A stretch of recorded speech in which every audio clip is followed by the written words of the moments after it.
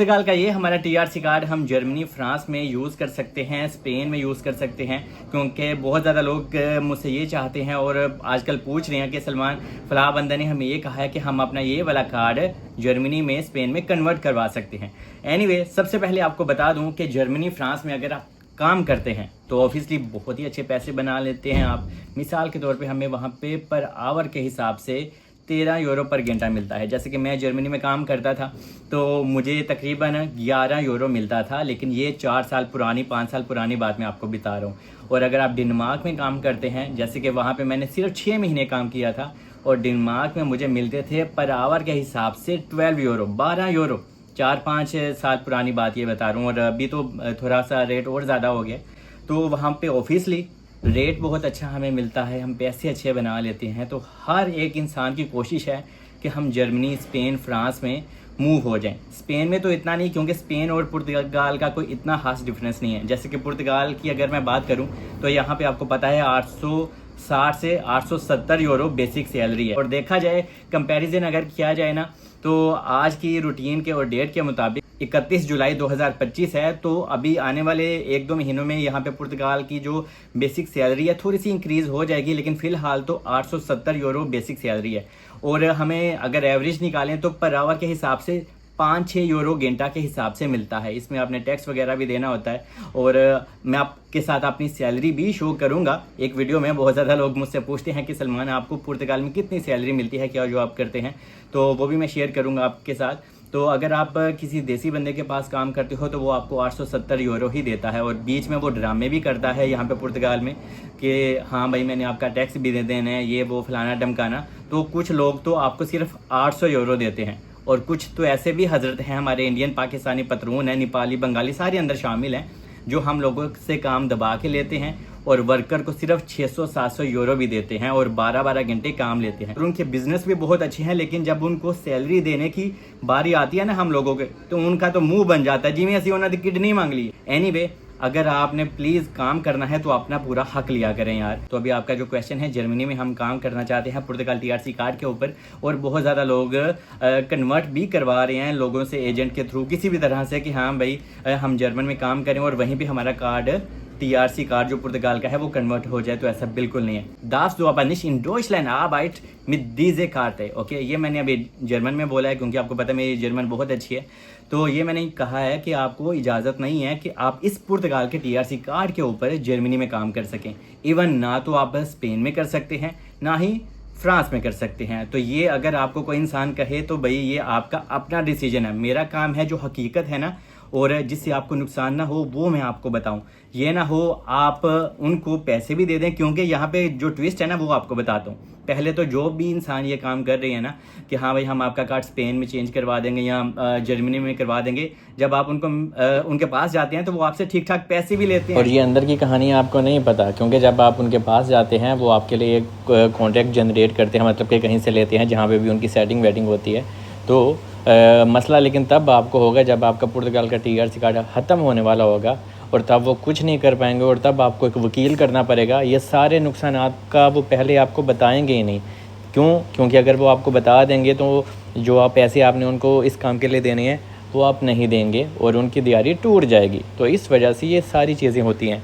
और यहाँ पे कुछ फर्म्स हैं जो आपको यहाँ से दूसरे कंट्री में काम करने के लिए भेजती हैं, जो कि वो जेन्युइन है। और बहुत ज़्यादा लोग ऐसी कंपनी के थ्रू काम कर रहे हैं, जिनमें मेरा एक दोस्त भी है, वो फ्रांस में काम कर रहा है लेकिन टैक्स उसका पुर्तगाल में जा रहा है। और जैसे कि बहुत ज़्यादा लोग जॉब कर रहे हैं वहाँ पे, तो उनको जो सैलरी मिलती है 1700-1800 यूरो मिल जाती है। मतलब कि टैक्स आपका पुर्तगाल में जा रहा होता है और काम के जो पैसे मिलते हैं वो आपको उसी कंट्री के हिसाब से मिलते हैं जो नीदरलैंड में चल रहा है रेट्स वगैरह, या फ्रांस में या जर्मनी में। तो इसमें आपको कोई भी परेशानी नहीं होती। लेकिन मेरा दोस्त का जब कार्ड टीआरसी एक्सपायर होने वाला हुआ था तो वो वापस पुर्तगाल में ही आया था।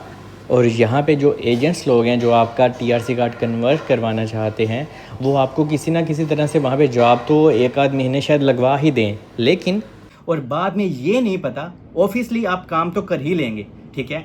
यहाँ पे अगर कुछ फर्म्स होती हैं जो पुर्तगाल में रजिस्टर होती हैं, जैसे कि यहाँ पे कुछ पुर्तगाल में फर्म्स हैं, वो आपको जर्मनी में, डेनमार्क में हाउस कीपिंग या किसी और काम के लिए बेचती हैं, तो इट्स ओके, नो प्रॉब्लम। आप इस तरह की कंपनी के साथ काम करके आप दूसरे कंट्री में सिर्फ काम करने के लिए जा सकते हैं, लेकिन टीआरसी कार्ड आप कन्वर्ट नहीं करवा सकते। हाँ भाई, आप काम वहाँ पे कर रहे हो तो 1 साल बाद आपको जर्मनी का ही टीआरसी कार्ड मिल जाएगा, तो ऐसा नहीं होगा।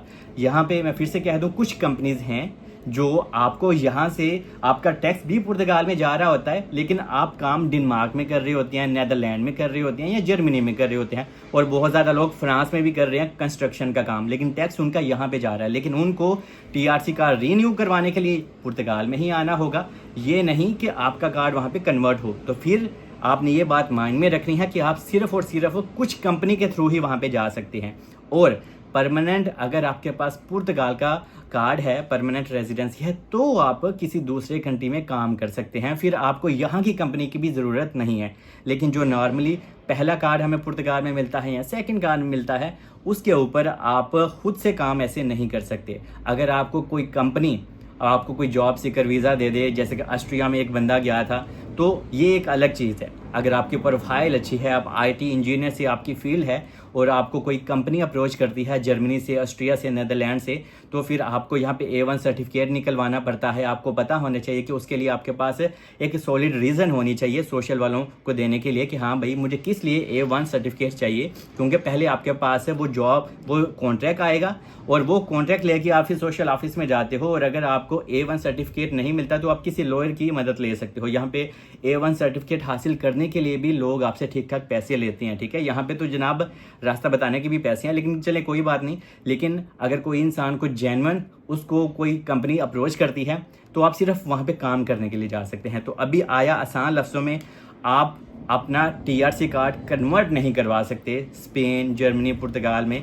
और ये अगर आपको कोई इंसान कहे तो ये ना हो जनाब तुसी पुर्तगाल के कार्ड तो भी जाओ। ऑब्वियसली लोग लालच के चक्कर में वहाँ पे जाते हैं कि हमें पैसे अच्छे बन जाएंगे। ये ना हो भाई लालच के चक्कर से तुसी पुर्तगाल के भी पेपर गवा दो, फिर तुसी को यार हुण असी की करिए, तो फिर आप रोएंगे, पछताएंगे, तो फिर फ़ायदा नहीं है। पुर्तगाल की लाइफ बहुत हार्ड है। मैं खुद यहाँ पे रहता हूँ, देखें 870 यूरो, 900, 1000 यूरो की सैलरी में हमें गुजारा करना होता है। आप खुद सोचें कि यार मेरी फैमिली है जर्मनी में, डेनमार्क में और स्पेन में, मैं एक दिन में, और मुझे तो लैंग्वेज भी आती है, तो क्या मेरा दिल नहीं करता वहाँ पे जाने को? आपको पता है मैं हमेशा वहाँ पे जाता हूँ, विजिट करता हूँ, ट्रैवल करता हूँ और वापस आ जाता हूँ। तो मुझे एक दिन में वहाँ पे कॉन्ट्रैक्ट भी मिल सकता है, पर मैं ऐसा नहीं करता। क्यों? क्योंकि मैं अगर वहाँ पे काम करूँगा, इसको कन्वर्ट करवाने की ट्राई करूँगा, तो मैं पुर्तगाल के टीआरसी कार्ड से भी जाऊँगा। सो प्लीज़ डोंट डू डैट। आप खुद सोचें कि यार सलमान मलिक के पास तो इतनी अच्छी अपॉर्चुनिटी है, अगर वो ये काम नहीं कर रहा तो उसके पीछे वाकई ही कोई रीज़न होगी।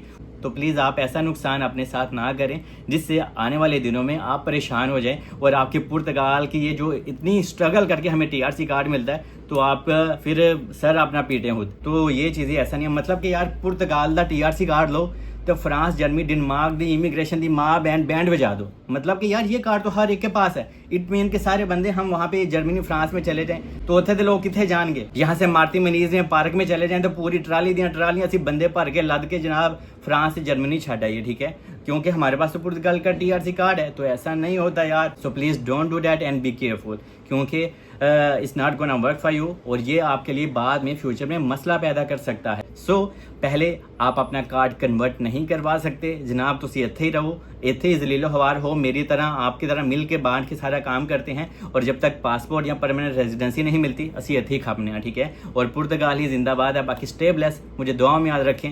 होप कि मैंने आपको सारे सवालों का जवाब दे दिया।